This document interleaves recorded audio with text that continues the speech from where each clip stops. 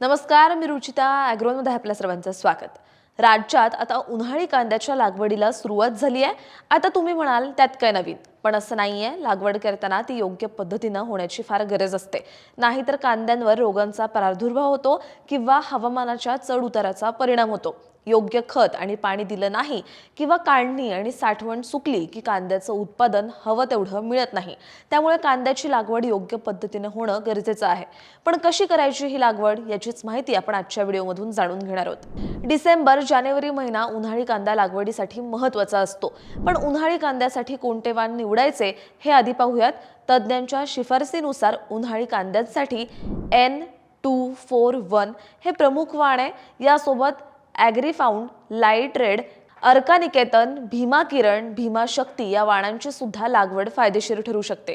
पण या लागवडीसाठी जमीन आणि मशागत कशी करायची आहे याची सुद्धा माहिती घेऊयात. उन्हाळी कांद्यासाठी मध्यम ते भारी जमीन निवडायची आहे. पाण्याचा निचरा होणारी जमीन निवडायची आहे. विशेषतः तिच्यात वाळूचं प्रमाण आणि सेंद्रिय पदार्थांचं प्रमाण भरपूर असलं पाहिजे.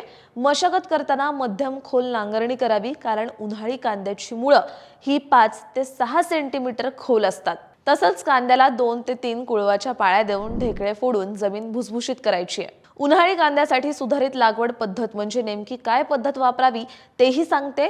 उन्हाळी कांद्यासाठी गादी वाफा पद्धत अत्यंत उपयोगी असते. यामध्ये वाफ्याचा आकार 120 सेंटीमीटर रुंद आणि 15 सेंटीमीटर उंच असला पाहिजे. तर प्रत्येक वाफ्यावर ठिबक सिंचनाच्या 2 लॅटरल म्हणजेच नळ्या असाव्यात. यामुळे साधारण 60% पाण्याची बचत होते. पारंपरिक सपाट वाफ्याऐवजी गादी वाफ्यावर लागवड केली की उत्पादनात 20% वाढ मिळते. या पद्धतीमुळे कांद्याचा आकार गोल आणि चांगला आकर्षक होतो. पाण्याचा निचरा चांगला झाल्यामुळे मुळकूज आणि सड कमी होते. लागवडीनंतर येतो महत्त्वाचा मुद्दा, तो म्हणजे खत पाण्याचा. उन्हाळी कांद्यासाठी खत पाणी किती प्रमाणात द्यायचं हेही आपण जाणून घेऊयात. लागवडीसाठी हेक्टरी 40 ते 50 बैलगाड्या शेणखत वापरायचं. तर रासायनिक खतांमध्ये हेक्टरी 150 किलो नत्र, 50 किलो स्फुरद आणि 80 किलो पालाश द्यायचा आहे. रासायनिक खतांची मात्रा देताना नत्राचा अर्धा हप्ता आणि स्फुरद पालाशचा पूर्ण हप्ता लागवडीवेळी द्यायचा आहे. याशिवाय ॲझोस्पिरिलियम आणि ॲझॅक्टोबॅक्टर ही जैविक खतं हेक्टरी 1500 ग्रॅम वापरायची आहेत. या जैविक खतांच्या वापरामुळे तुम्ही नत्र खतात 25 ते 50% बचत करू शकता. उन्हाळी कांद्याला हवामानानुसार 6 ते 8 दिवसांच्या अंतराने पाणी द्यावं. कांद्याला लागवडी दरम्यान 15 ते 20 पाळ्या द्याव्या लागतात. पण लक्षात असू द्या, काढणीपूर्वी 3 आठवडे पाणी देणं बंद करायचं आहे. यानंतर पाहूयात कांद्यातील आंतरमशागतीबद्दल. कांद्याच्या आंतरमशागतीमध्ये निंदणी, कोळपणी, माती भरणं फार महत्त्वाचं असतं. लागवडीनंतर 15 ते 20 दिवसांनी पहिली कोळपणी आणि 30 ते 35 दिवसांनी दुसरी कोळपणी करावी. याशिवाय उन्हाळी कांद्याला लागवडीपूर्वी आणि लागवडीनंतर अशा 2 वेळेस तणनाशक फवारायचं आहे. लागवडीपूर्वी पेंडिमिथिलिन 2.5 ते 3.5 लिटर 500 लिटर पाण्यात मिसळून फवारावं.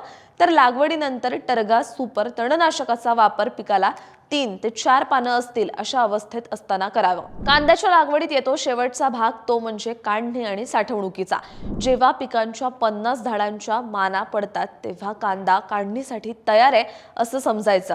कांदा काढल्यानंतर त्याला शेतातच 5 दिवस मानांनी झाकून वाळवावा. त्यानंतर 3 ते 5 सेंटीमीटर मान ठेवून पात कापावी. तर साठवणूक करताना उन्हाळी कांद्याला सावलीत 2 आठवडे सुकवायचं आहे आणि सुकवल्यानंतरच मध्यम आकाराच्या कांद्याची साठवणूक करायची आहे. तुम्हाला ही माहिती कशी वाटली आणि तुम्ही उन्हाळी कांदा लागवड अशा प्रकारे करणार का हे कमेंटमध्ये नक्की सांगा. आणि अशाच शेतीविषयक आणि नवनवीन माहितीसाठी ॲग्रोवनला सबस्क्राईब आणि फॉलो करायला विसरू नका.